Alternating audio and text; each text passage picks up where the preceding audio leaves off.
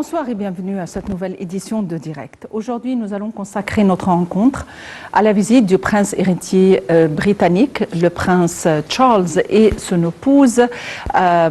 Et en fait, il faut dire que cette visite revêt une importance particulière étant donné que c'est vrai que ce n'est pas une visite officielle, mais c'est une visite qui avait un objectif.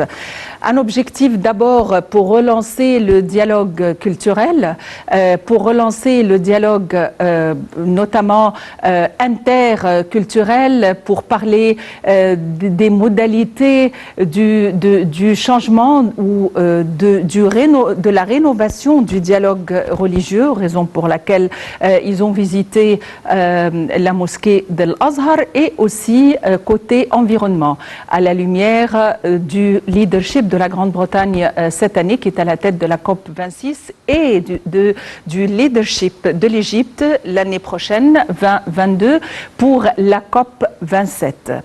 Il s'agit là d'une visite très particulière pour, par exemple, la ferme de Khirallah ou Azbet Khirallah, une visite qu'a entamée la duchesse de Cournaille, et il s'agit là d'une visite tout à fait particulière. Pourquoi? Parce que c'est un projet très particulier qui a été tenu sous la direction du Conseil britannique, et justement il s'agit de sensibiliser la jeunesse à l'environnement et au changement climatique.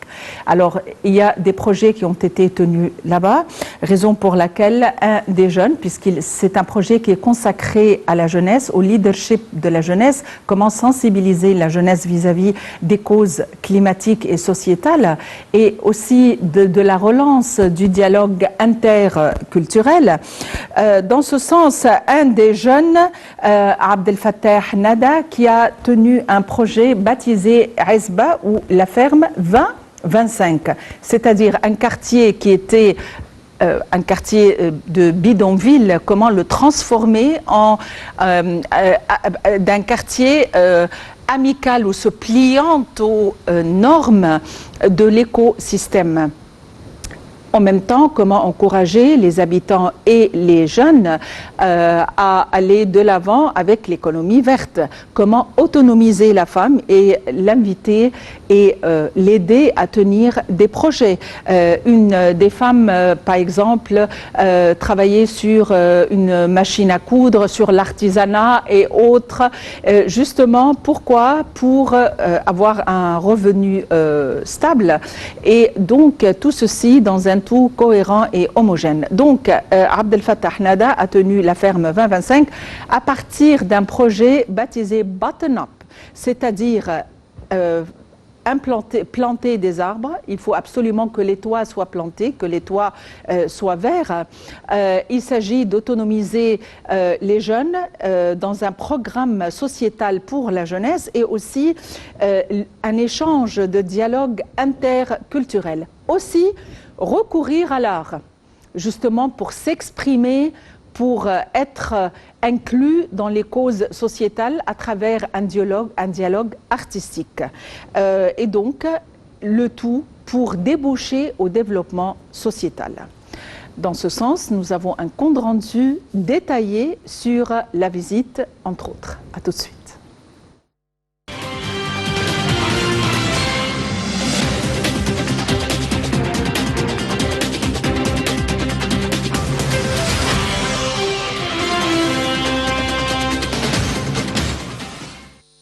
À la lumière de sa visite en Égypte, la duchesse de Cornwall, la duchesse Camilla Parker, épouse du prince Charles.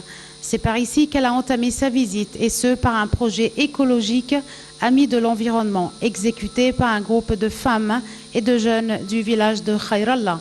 La duchesse a donc assisté à une explication et au pas franchi pour la réalisation de ce genre de programme qui, à titre d'exemple, repose sur l'implant des plantes vertes sur les toits, du recyclage des roues et la fabrication artisanale de sacs à main.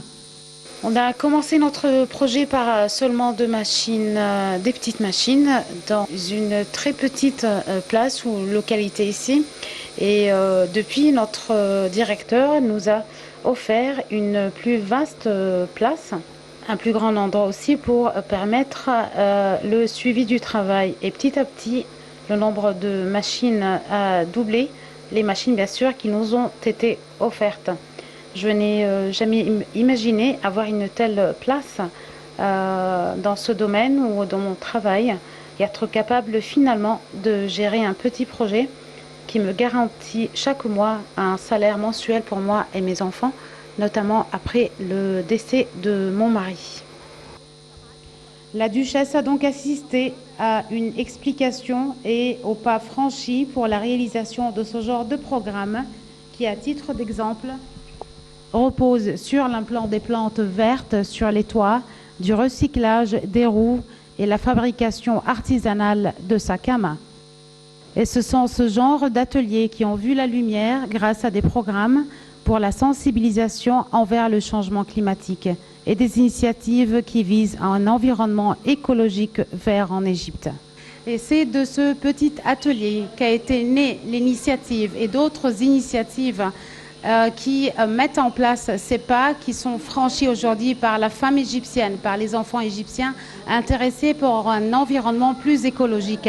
Un environnement plus écologique est toujours dans le cadre des programmes locaux entrepris en Égypte et mis en place également en parallèle avec d'autres initiatives pour une connexion climatique et ce, bien sûr, dans le cadre des efforts déployés pour le changement climatique.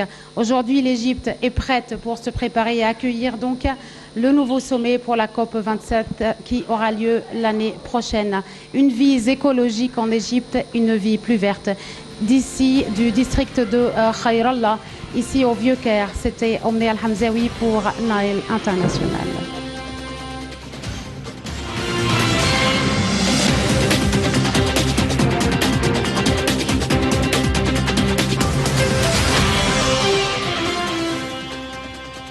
Et pour nous donner plus d'éclaircissements, nous avons le plaisir d'avoir notre correspondante Omni Al-Hamzaoui en ligne. Omni Al-Hamzaoui, bonsoir. Bonsoir Mara. Omni Al-Hamzaoui, vous avez été sur le champ. Apparemment, c'est un projet grandiose ayant plusieurs facettes. Une facette pour le développement social, pour l'écologie, pour l'économie verte, pour l'autonomisation de la femme. On aimerait en savoir plus sur les détails. Il y a des plantations sur les toits. Il s'agit de sensibiliser la jeunesse et les former dans des programmes de leadership. Vous avez été sur le champ. Quel était l'état d'esprit là où vous avez été à Azbet Khirallah?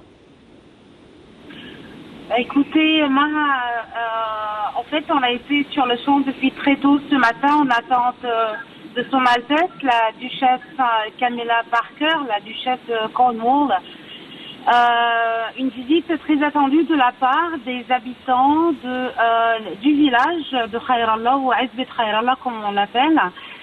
Premièrement, comme vous l'avez cité clairement, Mara, Khairallah, ce petit village où ce petit bidonville a figuré bien sûr à la une des priorités du gouvernement égyptien, du président Abdel Fattah al-Sisi, parmi les premiers bidonvilles qui devraient être forcément remplacés par de nouveaux logements sociaux, comme vous l'avez cité, et une très grande partie de la petite communauté de Azbet Khairallah a effectivement été elle a habité déjà à l'Asmarat, à côté des autres bidonvilles. Deuxièmement, le réaménagement Mara de Azbet Khairallah ou de ce petit village de Khairallah, on a pu le voir ce matin à travers les immeubles, les nouveaux immeubles, réaménagement qui ont touché surtout à tout le district de Al-Basatil.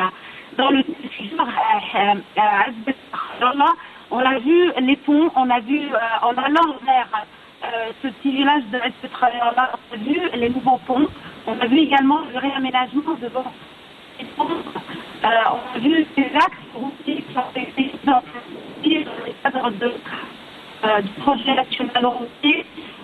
En deuxième phase, aujourd'hui, initiative également, Mara. Ces initiatives sont financées bien sûr par nos partenaires locaux en Égypte, commençant par l'Union européenne et la délégation de l'Union européenne en Égypte, en passant par le British Council ou le Conseil britannique, qui finance une très grande initiative qui s'appelle Climate Connection ou Connexion climatique, initiative qui est venue très rapidement à l'appel des dirigeants après les changements climatiques dont témoigne la planète. Et bien sûr, vous avez également suivi les appels de l'Égypte et du président Abdel Fattah al-Sisi vers le changement climatique. Et l'Égypte s'attend aujourd'hui à l'accueil et l'organisation de du prochain sommet de la COP 27. Et c'est dans ce cadre que ces efforts ont été lancés non seulement par le gouvernement égyptien, mais aussi par nos partenaires locaux, commençant par ces programmes écologiques et en parallèle des programmes de développement social, comme vous l'avez cité. On a rencontré aujourd'hui ces femmes, ces jeunes femmes dont les maris ont disparu, d'autres dont les maris sont décédés, des enfants qui comprennent ce que c'est l'écologie, ce que c'est préserver notre écosystème en Égypte et comment un seul petit arbre peut vraiment changer un concept chez chaque enfant et chez chaque femme en Égypte. À côté de ça, bien sûr, vous avez également suivi nos reportages, le développement socio-économique qui touche une très grande partie et qui, bien sûr, comme vous l'avez cité, également, qui touche plutôt ou vise la sensibilisation féminine et la jeunesse en Égypte, notamment dans ces bidonvilles aux ces nouveaux logements sociaux. Oui, Omnia, pourquoi est-ce que Son Altesse et sa femme, ou plutôt la duchesse, ont choisi Hezb Khairallah en particulier? Est-ce parce que c'est sous la direction où les projets sont tenus à la lumière des programmes élaborés par le Conseil britannique? Écoutez, on ne connaît toujours pas les causes, mais ce qui nous a le plus frappé, il faut citer que Son Altesse, la duchesse Camilla, parmi ses priorités également, ce sont les actions caritatives qu'elle entreprend toujours en faveur de la femme et des abus commis envers les femmes. Deuxièmement, il ne faut pas oublier aussi le profil historique de Hezb Khairallah ou de ce village. Si on reprend un peu avec le temps, on est au dos de la mosquée de Amr ibn al-As, donc ça nous prend à l'année 641, lorsque le général Amr ibn al-As était présent ici, et comment Hezb Khairallah, ou ce petit village de Khairallah, représentait un point d'appui militaire devant les ennemis de l'Égypte depuis 641. Et nous avons aussi également dans le dos, si vous regardez la nouvelle carte géographique de ce district de Al-Bassatine et Dar es-Salem et Asar el-Nabi et tous les petits districts qui l'entourent, vous allez voir que nous avons également dans le dos le nouveau musée de la civilisation. On parle donc d'un profil historique sans précédent qui marquera toujours l'histoire ancienne de l'Égypte depuis 641, depuis l'année 641. Pour la duchesse, on a remarqué que Son Altesse, également le prince Charles, ils ont décidé de ne pas visiter le musée de la civilisation, mais plutôt de se rendre vers aujourd'hui le prince Charles a donc été à Al-Azhar, à sa grande institution, et Son Altesse la Duchesse, elle s'est rendue dans ce quartier. Donc un point qui nous touche, qui touche l'Égypte, elle a pu voir aujourd'hui le réaménagement de ces bidonvilles et ce développement qui est vraiment mis en place par les partenaires locaux et par cette volonté affichée par la direction égyptienne et le gouvernement égyptien. Oui, et le projet s'appelle Button Up. Donc, en quoi consiste cette bulle? Button Up est une entreprise sociale qui a été créée en 2019 et c'est une entreprise qui a été ou qui figure sous le grand programme de Climate Connection, ou la connexion climatique. C'est une entreprise sociale, une petite branche de ce grand programme ce grand programme de connexion climatique, une petite branche de ce programme qui vise certainement à sensibiliser la femme. Ils ont pu toucher la nécessité et la volonté chez la femme égyptienne, quel que soit son profil économique ou son statut économique, mais de la sensibiliser envers non seulement l'écologie, mais aussi envers le travail.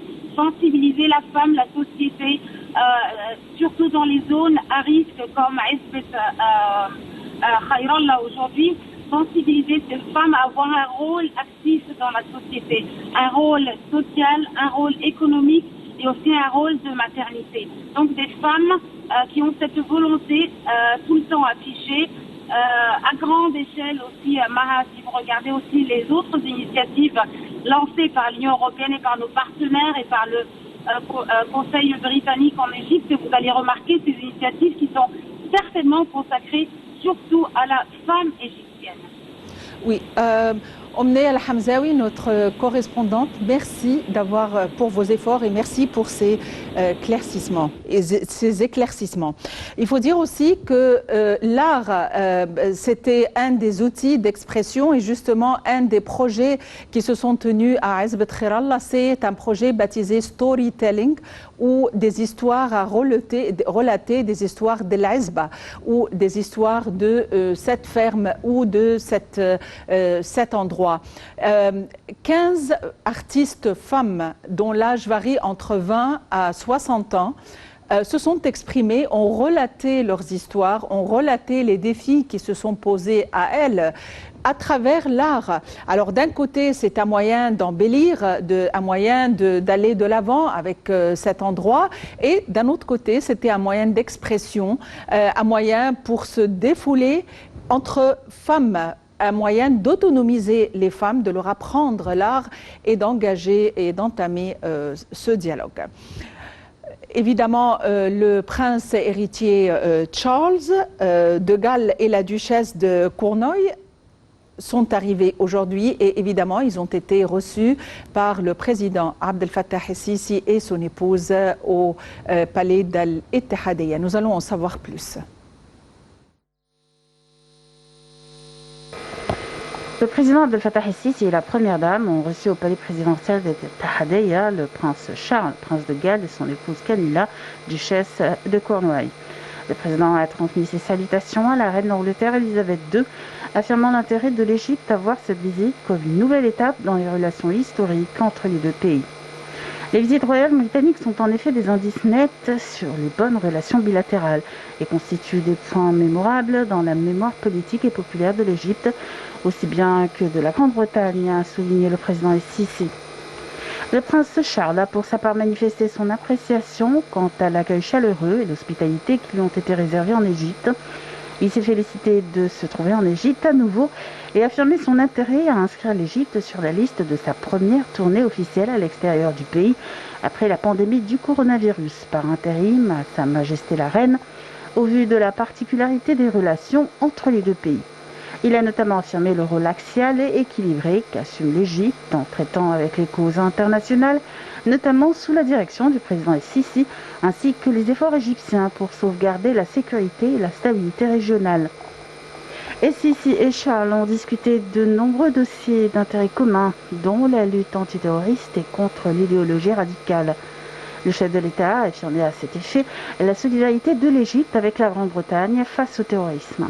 Et Sisi a renchéri la nécessité de la coopération pour vulgariser les valeurs de tolérance, de paix et de l'acceptation de l'autre, ce qui mène à saper les complots des partis pro-terroristes.